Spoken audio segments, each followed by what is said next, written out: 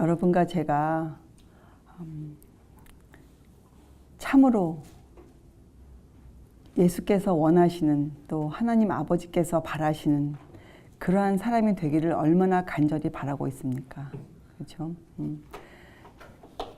제가 여러분들을 바라볼 때마다 놀라는 것들이 있어요. 물론 여러분도 저를 바라보고 참 좀 변화되었다 하는 것을 느끼시는 걸 제가 아는데, 저도 여러분들을 볼 때마다 이제 몇 년의 세월이 있었잖아요. 참 우리가 각 사람들이 그 말씀을 이해하기 위해서, 그렇게 하나님을 알고자 하기 위해서 애쓰는 모습들이 보이고, 어떠한 문제가 지나갈 때마다 그것이 예전과는 다르게 아주 은혜스럽게 넘어가는 면들을 보면서 참 기뻐요.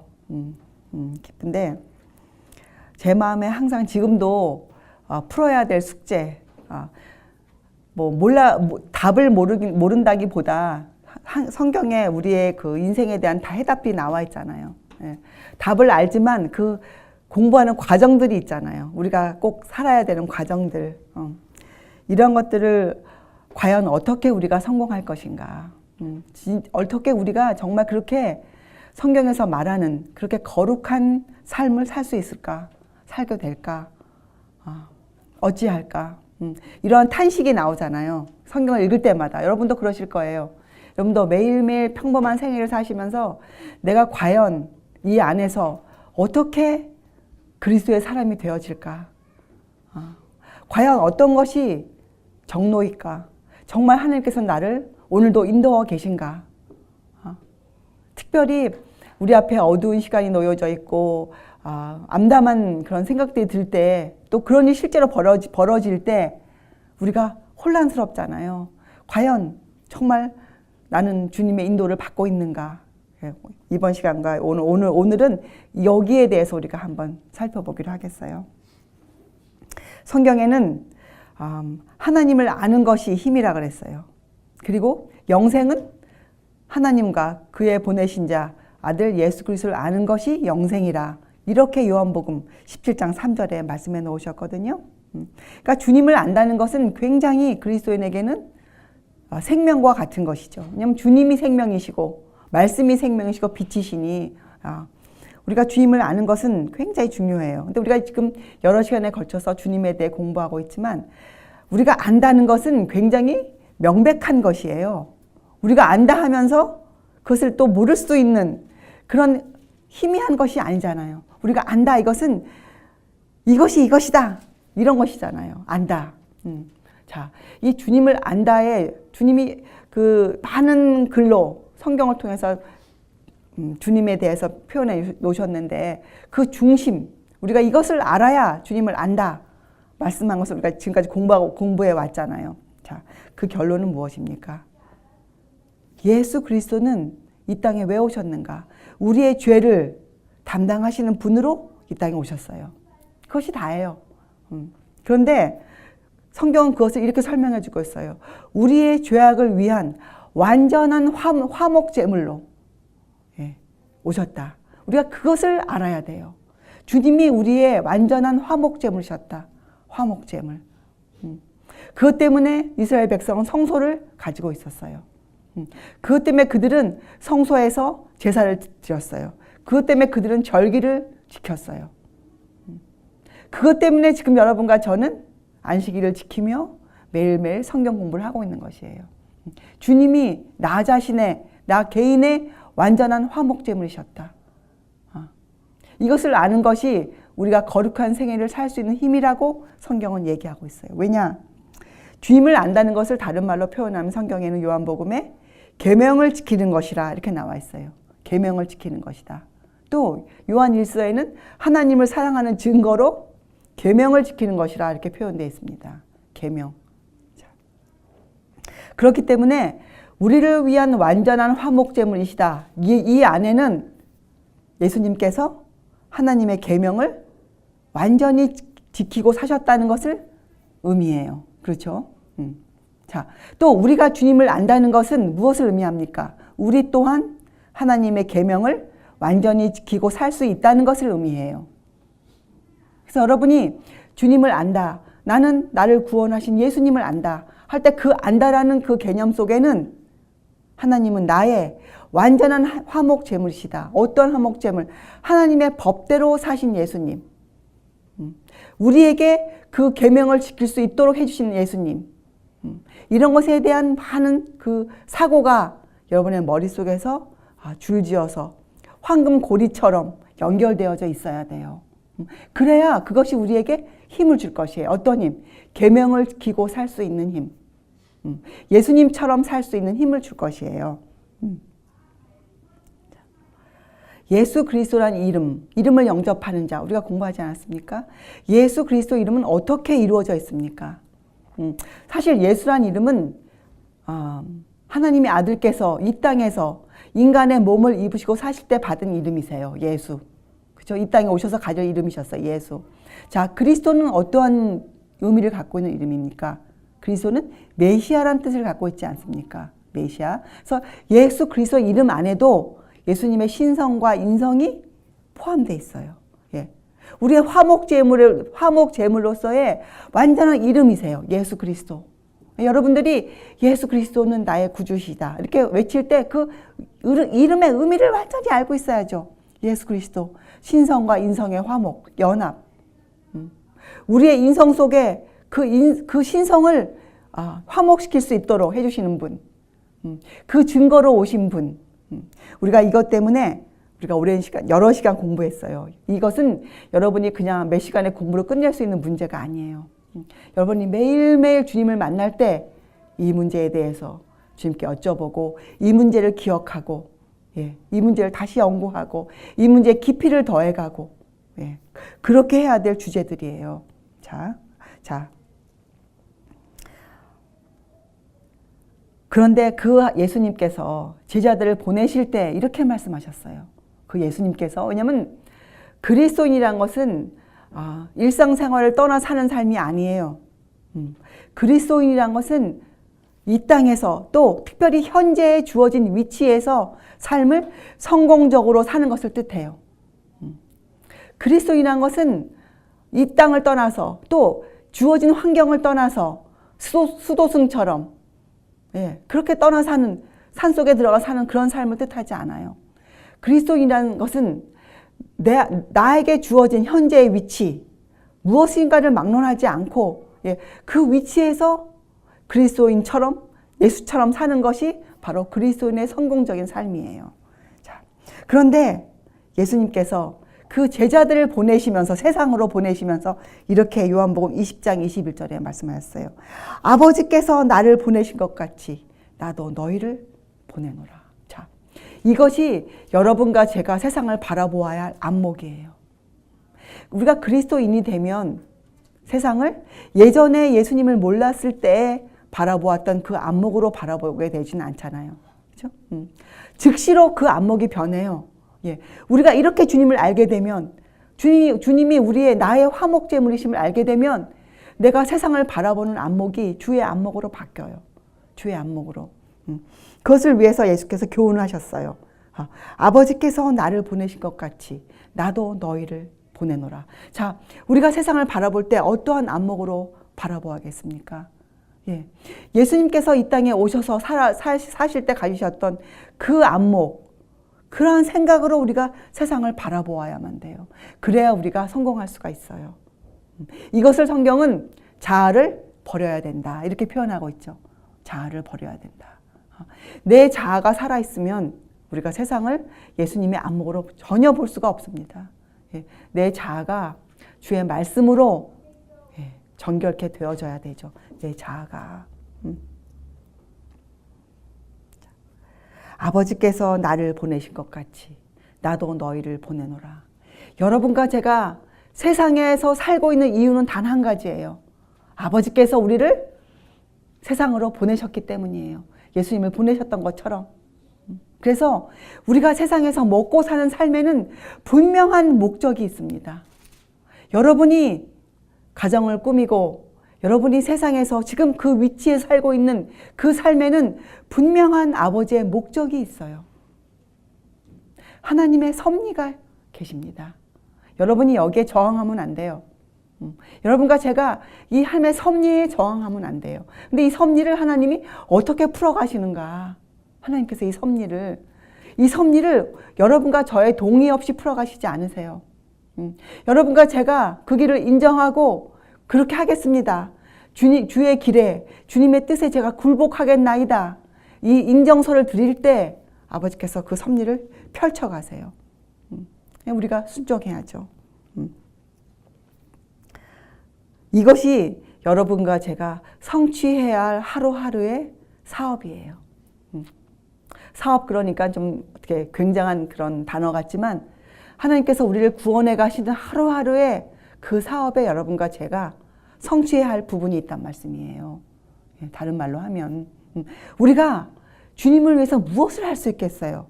따지고 보면 아무것도 할 일이 없지만 예수님께서 우리를 구원해 가시는 그 구원의 계획 속에 여러분과 제가 담당하고 있는 날들이 있단 말입니다. 날들이. 우리의 인생이 있어요. 인생들이. 인생을 살아내야 하는 그런 책임이 여러분과 저에게 있어요. 우리가 예수님을 믿기 때문에 우리에게 주어진 우리의 인생이 가치가 없다는 것입니까? 전혀 아니, 반대잖아요. 우리가 이제부터 주님을 알았기 때문에 주님을 알았기 때문에 우리의 남아있는 인생이 얼마나 큰 가치가 있습니까? 주님을 알았기 때문에.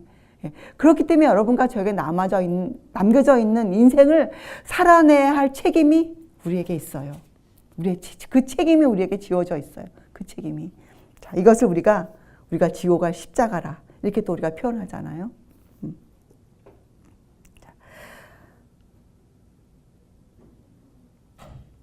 우리가 개인적으로 성취해야 할 사업.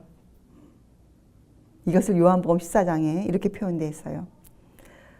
너희가 나를 사랑하면 나의 계명을 지키리라. 아주 단순하게 설명되어 있습니다. 단순하게 나의 계명을 지키리라. 또 연이어서 내가 아버지께 구하겠으니 무엇을 구하시겠다는 거예요. 여러분 요한복음 14장 15절과 16절의 말씀. 너희가 나를 사랑하면 나의 계명을 지키리라. 이렇게 적혀져 있어요. 그리고 말씀하시기를 내가 아버지께 구하겠으니 무엇을 위해서 구하시겠다는 거예요. 아버지께서. 우리들이 계명을 지킬 수 있는 사람이 될 수 있도록 우리를 위해서 무엇인가를 구해 주시겠다. 이렇게 표현하셨어요. 그러니 여러분과 제가 계명을 지킬 수 있는 사람이 되는 것 또한 우리의 능력이 아니죠. 자, 또 읽어보면 그가 또 다른 보혜사를 너에게 주사 영원토록 너희와 함께 있게 하시리니 이렇게 말씀하셨어요. 자, 그래서 우리에게 주신 것이 바로 성령 하나님이세요. 성령 하나님. 그러니까 성령께서 이 땅에 오신 이유와 목적은 단 하나세요. 그것이 무엇일까요? 우리로 하여금 계명을 지키는 진정한 그리스도인이 되게 하시기 위해서 오셨어요. 성령께서는. 그리고 여러분과 저는 무엇을 자각해야 할 개인적인 책임이 있는가? 이 성령 하나님에 대한 이해를 우리가 올바로 해야 할 책임을 갖고 있어요. 얼마나 중요한 이해인지 몰라요. 예수님과 성령님, 하나님과 예수님과 성령님, 이 세 분에 대한 이해를 우리가 성경대로 올바로 하고 산다는 그것이 우리의 신앙생활에 얼마나 중요한 기둥인지 모르겠어요. 정말로 중요한. 여러분과 저에게 책임이 있습니다. 이 인생을 올바로 살아야 할 책임이 있어요. 그런데 이 책임을 잘 수행하기 위해서는 우리가 올바른 이해가 우선적으로 우리에게 요구되어지고 있죠. 올바른 이해. 여러분과 제가 성경 공부를 하는 것도 올바른 이해를 하기 위함이에요. 만약에 올바른 이해를 목적으로 하지 않고 성경을 편다면 여기에 오류가 들어올 문이 열려 있는 것이죠. 여러분, 진리와 오류는 큰 차이를 갖고 있지 않습니다. 여러분, 사단이 어떻게 출발했습니까? 그렇죠?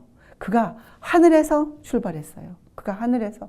이것은 우리가 항상 마음에 명심해야 될 문제예요. 여러분이 성경을 펴실 때 항상 기억해야 하겠습니다. 모세도 하나님의 사람으로 부름 받을 때 그 초기에 하나님부터 큰 경고를 받았어요. 이리로 가까이 하지 말라. 모세는 하나님과 긴밀한 교통을 이루어야 할 사람이었어요. 그렇죠? 아주 긴밀하게. 그런데 그가 받은 경고는 이리로 가까이 하지 말라. 너의 선 땅은 거룩한 곳이니 내 발에서 신을 벗으라는 경고를 모세가 받았어요. 그렇죠?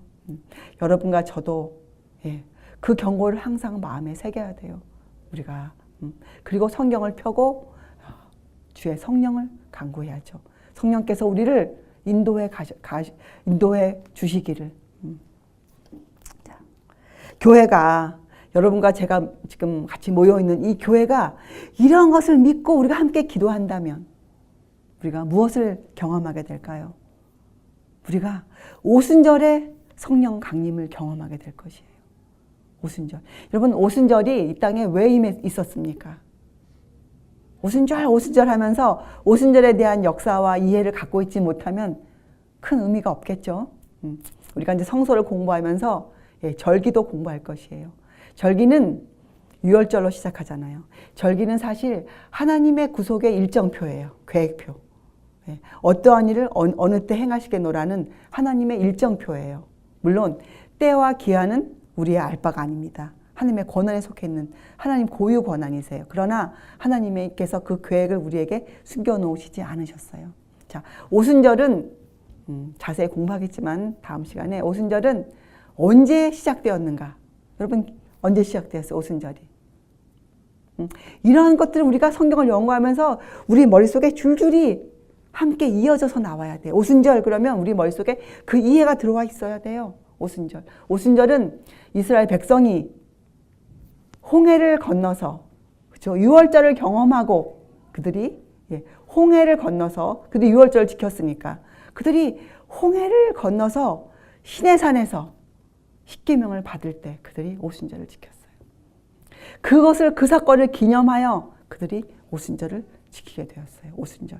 오순절은 유월절을 떠나서 존재하지 않는 것이에요. 유월절. 여러분과 제 마음에도 홍해를 건너는 경험이 있어야 우리가 성령 강림을 이해할 수가 있어요. 성령 강림. 성령. 여러분, 성령 하나님은 단독으로 일하시지 않으세요. 성령 하나님은. 그러니까 다음 시간에 공부할게요. 자. 그래서 우리가 이것을 믿고 기도한다면 우리에게서 자연스럽게 감화력, 성령의 능력이 나갈 것이에요.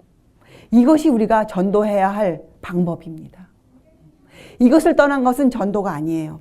이것을 떠난 것은 사람이 인위적으로 만들어낸 결과를 맺을 수 없는, 열매를 맺게 할 수 없는 그러한 것들이에요. 지금 많은 교회가 행하고 있는 것들이죠. 프로그램들.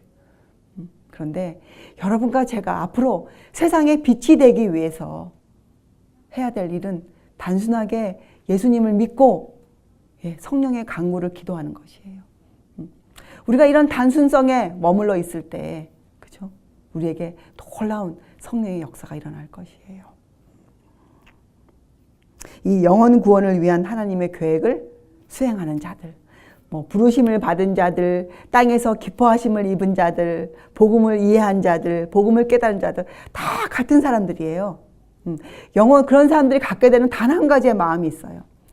왜냐, 성경에는 우리가 하나님의 말씀을 알면 어떻게 된다고 나옵니까?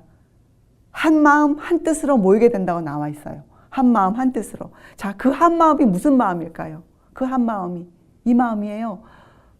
내가 어떤 환경에서 어떠한 모양으로 인생을 살고 있든지 간에 모든 사람 마음이 하나예요.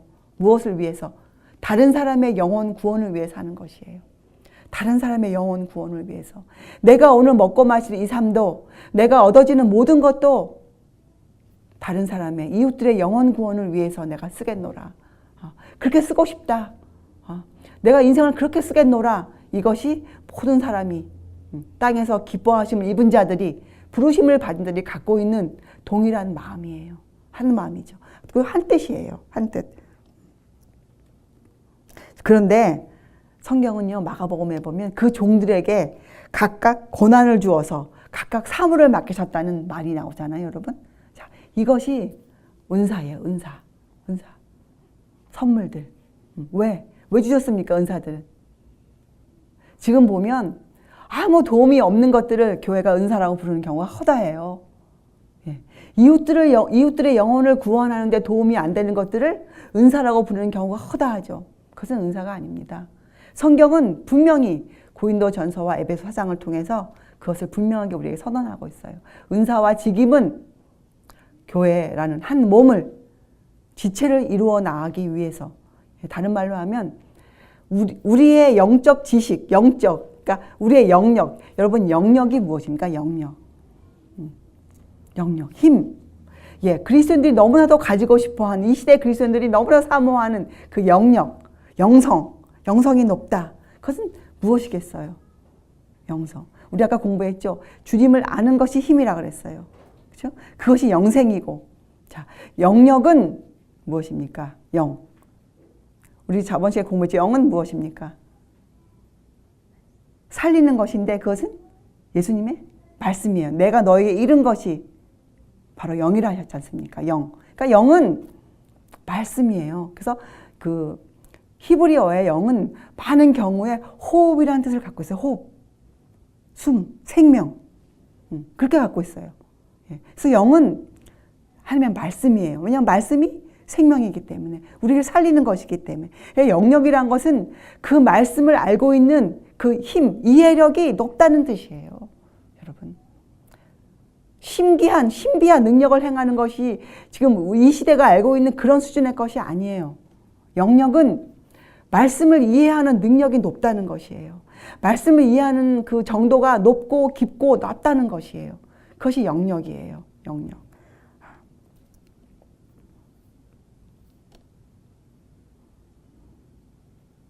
여러분과 제가 이 일을 위해서 성실해져야 됩니다. 이 일을 위해서. 예. 이 영적 성장을 위해서 우리가 아주 성실한 사람이 되어야 돼요. 그리고 열정이 있어야죠. 근데 이 열정은 어떤 열정입니까? 주님은 모를 때 갖고 있었던 그런 열정이 아니에요. 열정. 이 열정은 아주 조용하면서도 막강한 힘을 발휘하는 것이 열정이에요. 그렇죠? 이것은 신령한 것이에요. 신령한 것. 하나님의 자비와 공의를 아주 조화롭게 가지고 있는 그런 신령한 힘이에요. 이것이 열정이에요. 열정.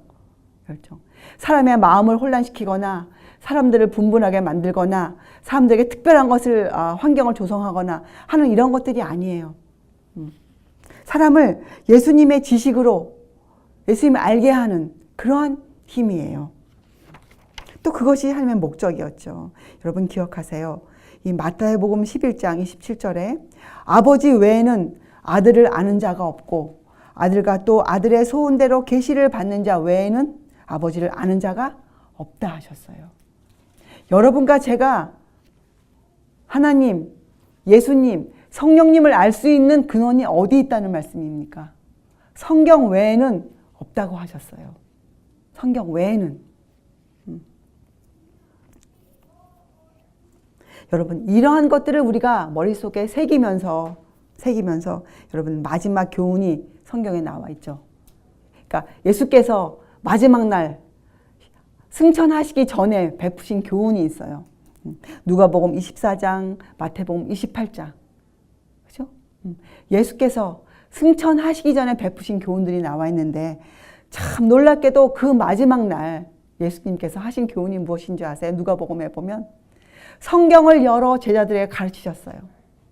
여러분 어떻게 이해하시겠습니까? 성경을 열어 승천하시기 전날에 좀 더 신비한 것을 가르쳐서 하지 않을까요? 우리의 지금 이 시대가 알고 있는 수준으로 보면. 그런데 그 예수님께서 승천하시기 전날에 제자들의 마음을 열어 성경을 가르치셨어요. 그들의 이해력을 넓히셨어요.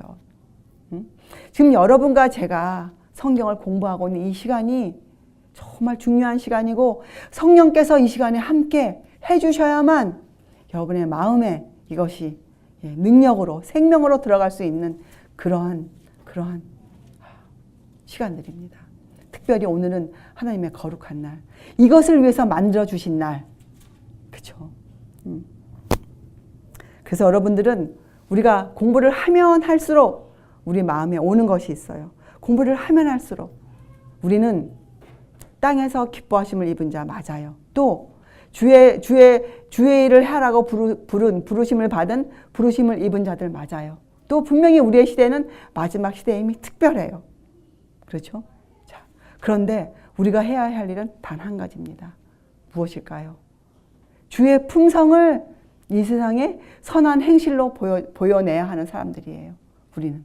그것이 여러분과 제가 갖고 있는 앞으로 수행해야 될, 우리가 주님 오시기 전까지 이 땅에서 이루어야 될 우리의 삶의 목표예요. 주의 품성을 대표하는 자들. 선한 행실을 이루어야 하는 데들. 그래서 우리가 전하는 메시지는, 우리가 이웃들에게 전하는 메시지는 그들의 감정을 흥분시키는 그런 메시지가 아니에요. 우리가 다음 시간에 성령에 대해서 공부하겠지만 사람들의 마음을 쪼개는, 사람들을 긴장케 하는 메시지에는 틀림이 없지만 그들의 감정만을 건드리는 그러한 것은 아니에요. 아주 우리가 주의해야 됩니다. 여기에 있어서. 자, 여러분 자신이 성경을 연구하면서 주의 말씀에, 주의 교훈에 귀를 기울이세요. 사도행전에는 이 일을 위해서 큰 교훈을 남겨놓고 있어요. 사도행전 1장에 주의 승천을 얘기하면서 이런 경고가 나와 있습니다. 때와 기한은 너희의 알 바가 아니라. 여러분, 때와 기한이 중요해요. 우리가. 그렇죠? 우리에게 징조들을 주셨어요. 또 우리에게 절기들을 알게 하셨어요. 하나님의 계획의 일정표를 알려주시기 위해서 주님께서 계획표를 알려주셨어요. 절기들을 우리에게 알게 하셨어요. 절기들을. 자, 그러나 그 때와 기한은 우리의 권한 밖에 두셨어요. 그러므로 여러분과 제가 그 정확한 때를 알기 위해서 다른 연구를 할 필요가 전혀 없어요. 전혀 없어요. 특별히 마지막 때에 사는 우리가 늦은 비 성령이 언제 올 것인가를 우리가 연구할 이유가 있겠습니까?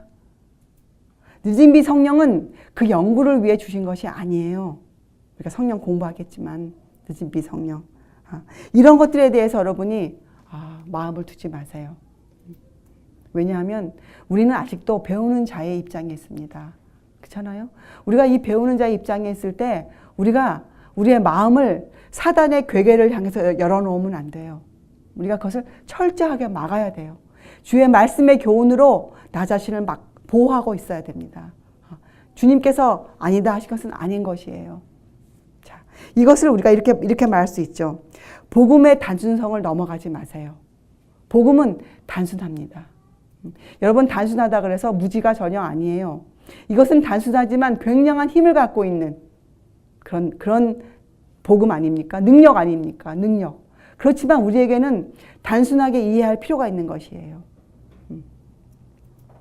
자, 여러분, 단순하다. 저는 이것을 이렇게 이해가 되었어요. 단순성에 대해서. 그래서 예수님께서 교훈하실 때 심오한 진리를 설명하시면서 예수님께서 가져다가 쓰신 증거들은 전부 다 평범한 것들이었어요. 그죠? 들풀을 보아라. 농사하는 농부를 보아라. 저 산을 쳐다보아라. 들에 피는 들국화를 바라보아라. 예수님께서 심오한 진리를 가르치시는데 예수님께서는 전부 다 우리 일상생활에, 우리 주변에 널려 있는 것들로 우리를 교훈하셨어요. 이게 무슨 의미일까요? 단순성이란 것은 바로 여러분과 저의 매일 먹고 사는 실제 생활의 성공을 위해서 주신 것이에요. 여러분과 제가 이 단순성을 넘어가 버리면 우리가 실질적인 그리스도인으로 사는 삶에 실패하게 돼요. 단순성. 실제적인 생활에 유용한 사람이 되기 위한 가르침. 그래서 여러분, 현재에 주어진 여러분의 생활을 피하고자 하지 마세요. 여러분이 하늘의 진리를, 하늘의 지혜를 가졌다 할지라도, 여러분이 하늘의 높은 진리를 지금 공부해서 소유하고 있을지라도 현재의 위치를 벗어나지 마세요. 여러분이 현재에 여러분이 갖고 있는 위치와 그 임무에서 여러분이 성공해야만 우리가 영생에 이를 수 있다는 것이 성경의 심오한 진리입니다. 자, 사람들은 자주 새로운 계시를 추구해요. 사람들은 무엇인가 특별한 것을 자꾸만 요구해요. 사람들은 본인들이 해야 할 임무는 제껴놓고, 왜냐하면 우리가 실제적인 생활에서 그리스도인 되기 위해서는 필연적으로 우리에게 오는 것이 있거든요. 그것이 무엇입니까? 나와의 싸움이에요. 투쟁. 사단의 유혹을 넘어서야 하는 아주 어려운 날들이 있어요. 근데 사람들은 자아를 완전히 벗어버리지 못했을 경우에는 이것을 피하고 싶은 마음의 이기심이 남아있어요. 이기심이. 그렇기 때문에 사람들이 이런 것을 요구해요. 특별한 것. 어떻게 이것을 좀 피하고 좀 편리하게 예수님을 믿을 수 있지 않을까? 이것이 참남된 생각인데 이러한 마음을 갖고 있어요. 이러한 마음을. 세상을 깜짝 놀라게 할 어떠한 능력. 그죠? 어떻게 나의 좀 이 일반적인 생애에서 좀 나를 벗어나게 해서 내가 뭔가 특별한 주님의 일을 좀 할 수 있는 사람이 될 수 있을까? 이런 것에 자꾸만 신경을 쓰게 돼요. 그런데 성경은 우리에게 밝히 말씀하시기를 그래서 예수께서 우리에게 교훈을 주신 것이 아니에요. 예수님께서 우리를 가르치시고 교훈하신 것은 한 가지의 목적을 위해 하셨어요. 너희가 처해 있는 그 위치에서 너희의 삶에서 너희가 정말로 유용한 사람이 되어라. 여러분 이제 여러분의 머릿속에는 유용하다의 뜻이 개념이 들어와 있죠. 우리가 무엇이기 때문에 유용한 삶이 되는 것입니까? 세상에 선한 행실을 비출 수 있기 때문에 세상에 빛을 전하는 자가 되기 때문에 우리가 유용한 사람이에요. 그거 외에는 우리가 유용한 삶이라는 칭호를 받을 이유가 없어요. 그죠? 여러분 이렇게 봐야 우리가 주님의 안목으로 세상을 바라볼 수가 있어요. 이것을 위해서 주님께서 우리를 세상으로 보내셨단 말이에요. 아버지께서 예수님을 그것 때문에 보내신 것처럼 예수님 여러분과 저를 보내셨어요. 우리의 실제적인 생활에서 성공하도록, 이웃들에게 큰 감화가 되도록 우리를 세상에 보내셨어요. 우리가 지금도 세상에 살고 있는 이유는 단 한 가지예요. 우리의 빛을 세상에 비추게 하기 위해서. 그래서 세상 사람들로 하여금 그들이 성공한 그리스도인 될 수 있게 하기 위해서. 그래서 여러분들이 우리가 아무리 놀라운 하늘의 지혜를 배우고 있다 할지라도 그것은 아주 단순한 것이에요. 절대로 그 너머를 여러분 바라보지 마세요. 그것은 벌써 예수님을 시야에서 놓쳐버리는 것이에요. 여러분 예수님이 승천하시기 전날에도 그들에게 그렇게 말씀하셨어요. 성경을 연구하라. 나에 대해서 배우라. 예수님에 대해서 배우라. 이렇게 말씀하셨어요. 그 범위를 절대로 벗어나지 마세요. 여러분. 그것이 성경이 주는 이 시대에 특별히 이 시대에 주는 우리에게 주는 메시지예요. 왜냐하면 이 시대는 특별히 마지막 시대예요. 그렇죠. 특별한 사건들이 많이 생기는 시대이기 때문에 그러해요. 여러분 이 시대에는 예수께서 이렇게 교훈하셨죠. 많은 거짓 선지자가 일어날 것이고 예수께서 광야에 있다. 골방에 있다.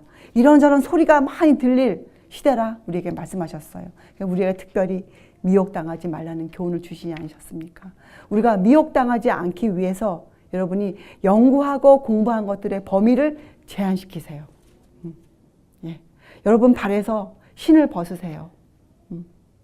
하나님과 예수님과 성령님에 대해서 여러분이 공부할 때 여러분의 발에서 신을 벗으세요. 여러분의 그 마음에서 신을 벗으세요. 주의 말씀에 귀를 기울이세요. 주님께서 여러분께 교훈을 주실 때 그 말씀을 거역하지 마세요. 복음의 단순성을 넘어서지 마세요. 여러분의 지금 살고 있는 현재의 의무를 등한시 여기지 마세요. 그것이 바로 참된 거룩의 길이에요. 우리를 여러분 생각해 보세요. 성경은 우리를 거룩한 사람이 되는 것이 하나님의 뜻이라 하셨어요. 그러면 이 시대가 갖고 있는 수준으로 본다면 우리 전부 다 이 생에 살면 안 되죠. 그렇잖아요. 그런데 성경은 우리를 이 세상으로 보내었다고 표현되어 있어요. 여러분 지금 세상이 갖고 있는 그 기준을 여러분 절대로 바라보지 마세요. 참된 거룩의 길이란 일상생활의 필요에 우리에게 적용시킬 수 있는 말씀을 주어요. 예. 참된 거룩의 길이란 우리로 하여금 일상생활에 적응할 수 있도록, 살 수 있도록 그리스도인으로, 그것이 거룩한 삶이에요, 여러분. 우리가 이 땅에서 그렇게 살아내야 돼요. 그것이 여러분과 제가 하나님 앞에 지고 있는 십자가이며 책임입니다. 이 길에 방해되는 것들은 어떻게 해야 되겠어요, 여러분? 여러분, 이것을 생각해 볼 때 우리가 참 많은 것들을 주님께 기도해야 되죠. 이거에 대한 이해 없이는 우리가 주의 말씀을 많이 우리 삶에 적용시킬 수가 없어요. 적용시켜도 이루어지지 않아요. 여러분이 지금 고민해야 될 문제는 여러분의 삶 가운데서 이루어지고 있는 어떤 일들이 과연 이 길이 나를 그리스도인으로 살게 해주는 길에 적합한가? 적합한 사건인가? 만약에 그것이 아닐 경우에 여러분이 어떻게 해야 되겠습니까? 거기서 돌아서야 돼요. 그것이 우리가 거룩한 사람이 되는 삶이에요. 거기에는 성경의 교훈이 오른팔을 내어버리는 아픔이 따른다고 우리에게 나와 있죠. 우리 알려주죠. 그러나 또한 거기에는 주님이 주시는 기쁨이 있다고 나와 있어요. 그렇죠? 여러분, 예수님께서 이 땅에 오신 것도 한 가지 목적이셨잖아요. 왜 인성을 쓰고 오셨습니까? 그렇게 해서 우리를 가르치시기 위해서였어요. 그렇게 해서 우리를 가르치시기 위해서. 우리가 이 땅에서 살 수 있는 사람으로, 우리가 이 땅에서 성공한 그리스도인으로 살 수 있게 해 주시기 위해서 예수님께서 이 땅에 인성으로 오셨잖아요. 그 놀라운 진리가 우리를 위해서, 우리가 이 땅에서 살 수 있는 사람이 될 수 있도록 하시기 위해서 주셨단 말이에요, 여러분. 그러니 여러분이 그 가르침을 여러분의 마음대로, 여러분의 이기적인 목적으로 사용하지 마세요. 그러면 우리가 벌써 주님을 놓쳐버리는 것이에요.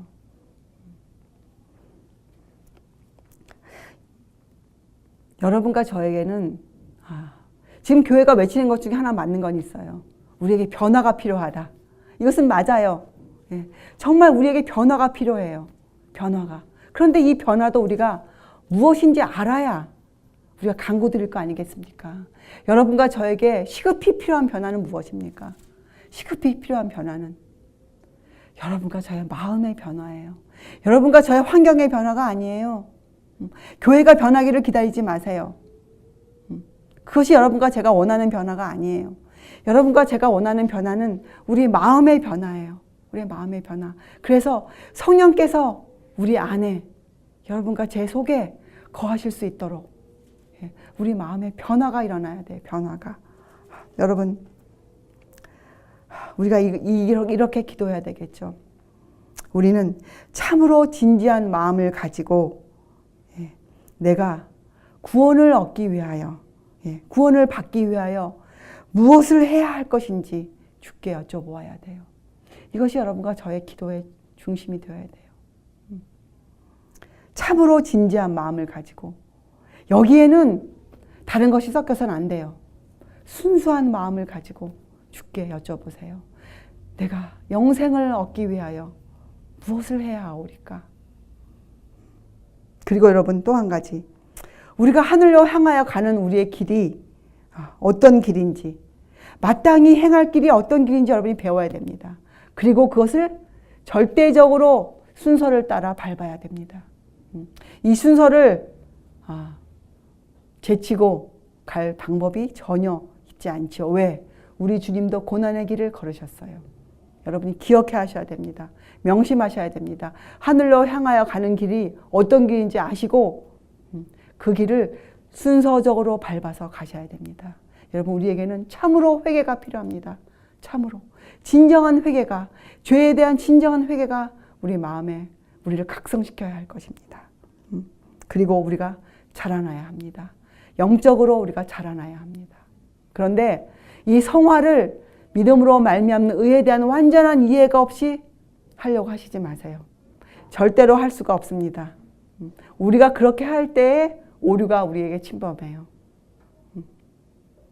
우리는 우선적으로 이 의를 얻기 위해서, 예수님의 의를 얻기 위해서 매일매일 우리가 참으로 회개한 자의 자리에 서 있어야 할 것입니다. 여러분과 제가 그러한 그리스도인의 삶, 승리하는 그리스도인 되시기를 진심으로 제가 바라고, 또 우리 모두가 그 일을 위해서 열심을 내는 그리스도인 되시기 바랍니다. 기도하시겠어요? 하나님 아버지, 저희가 하늘의 신비를 연구하고 저희가 그곳으로 다가갈 때에 주께서 주신 경고를 마음에 새기도록 도와주시옵소서.